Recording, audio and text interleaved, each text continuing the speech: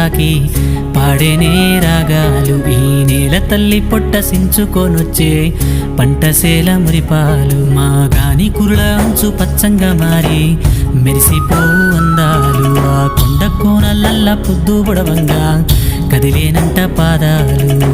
ఉన్న ఊరిని కన్నవారిని ఇడిసి పెట్టాడన్నా, కంటి పాపకను రెప్పవాలకుండా కాపుగాస్తాడన్నా.